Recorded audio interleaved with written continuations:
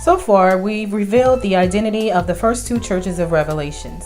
We learned that the first church, which was Ephesus, was a permitted church who were earlier followers of Yeshua, chosen to be messengers to the entire body or the entire world.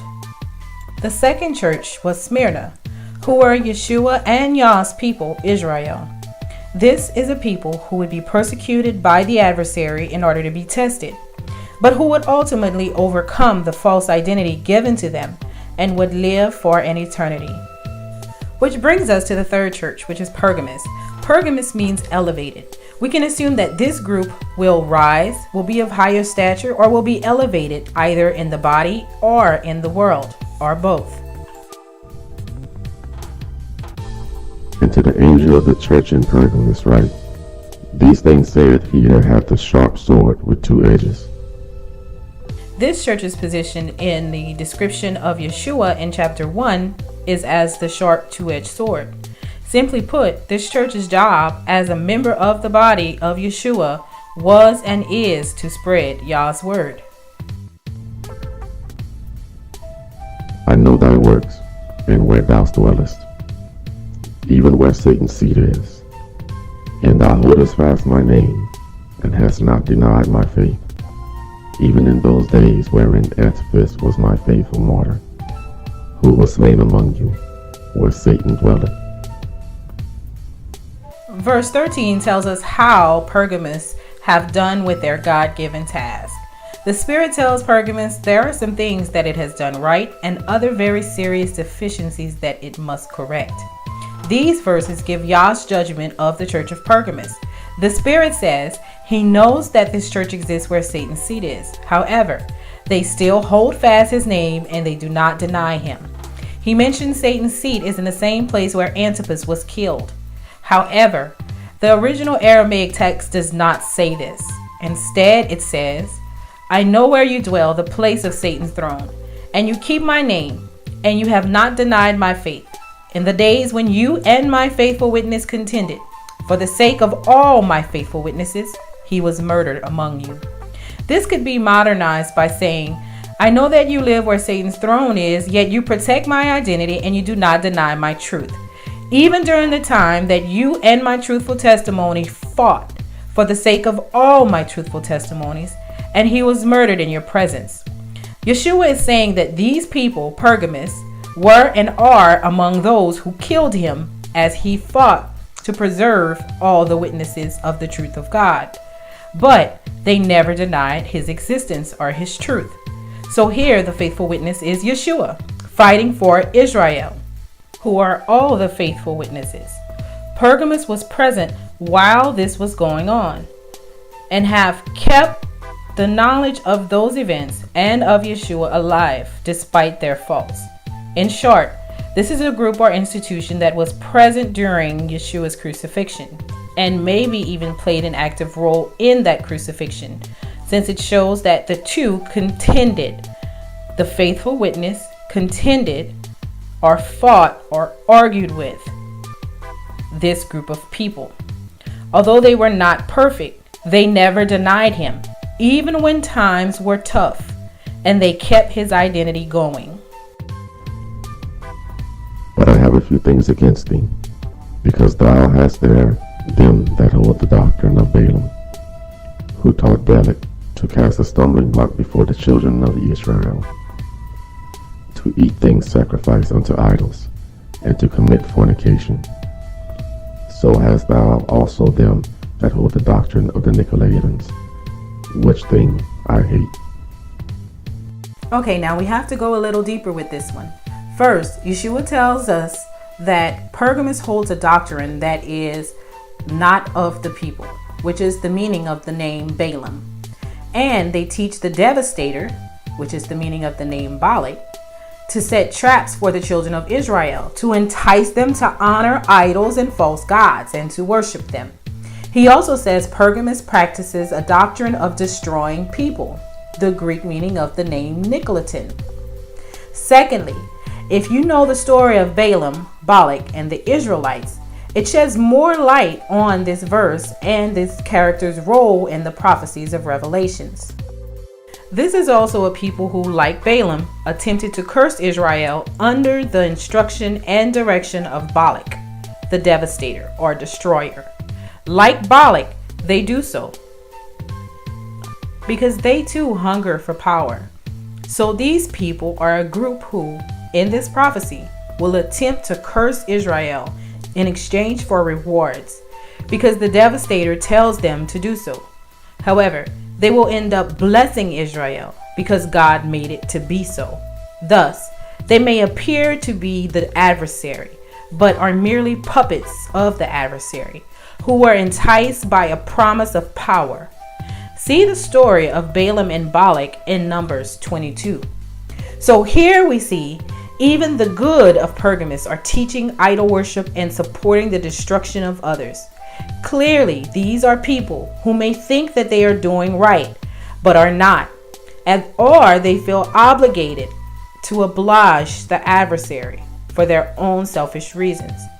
Also, note that they caused the children of Israel to eat things sacrificed to idols and to commit fornication, which is to serve other gods. To eat things sacrificed to idols is to celebrate with a feast holidays in honor of false gods and idols, such as Christmas, Thanksgiving, Easter, Fat Tuesday, Lent season, etc. These are holidays that have nothing to do with the true word and will of God, but are pagan traditions that has been tweaked to appear Christian. Now, we know from Yeshua's reference to the children of Israel that these are definitely not the children of Israel.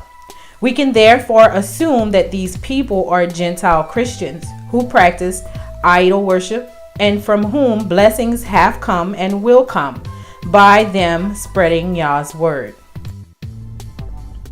Repent, or else I will come unto thee quickly, and will fight against them with the sword of my mouth.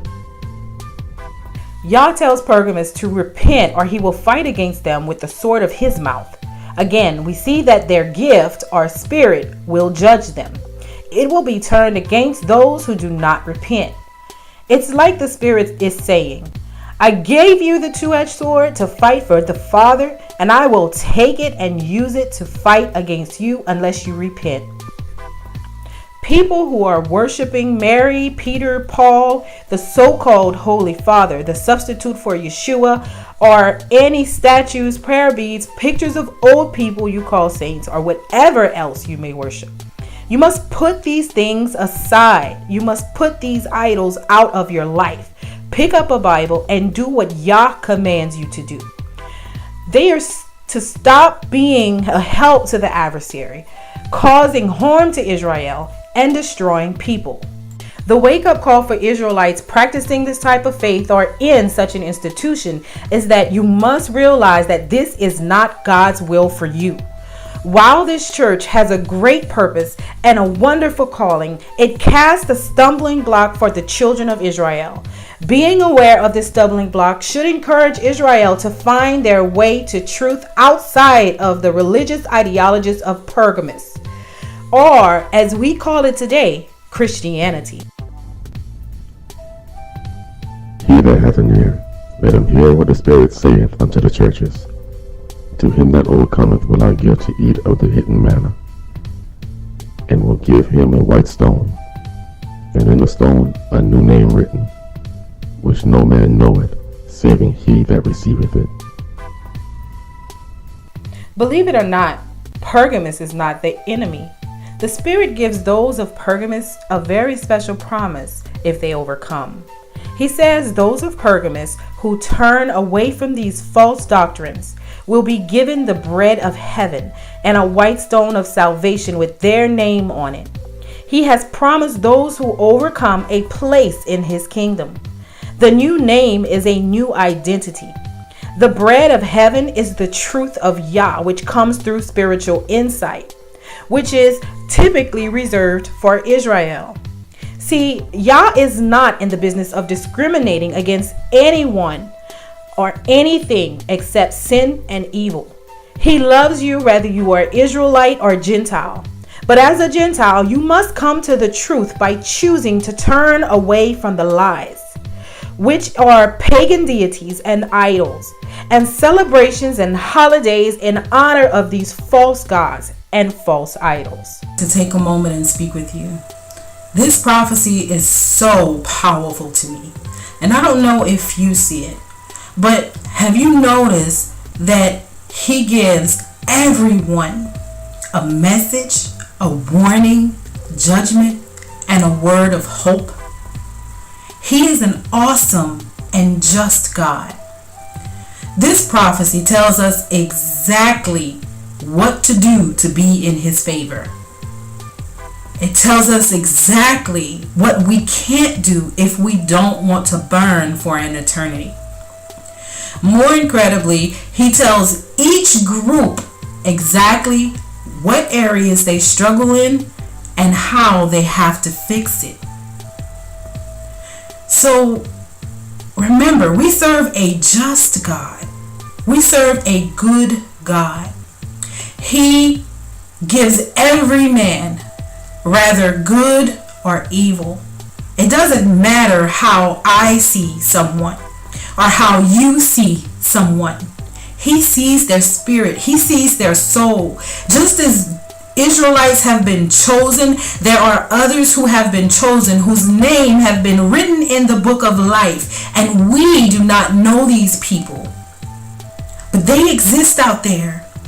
And so we may think that they're evil or they're not worthy, but God says different. God says that no matter what they have done, here's what you're doing wrong. Here's what is important to me.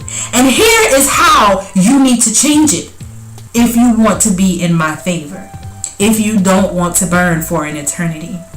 So he has chosen many people of many kinds, colors, and races and cultures, ethnicities. He has chosen a bunch of different people.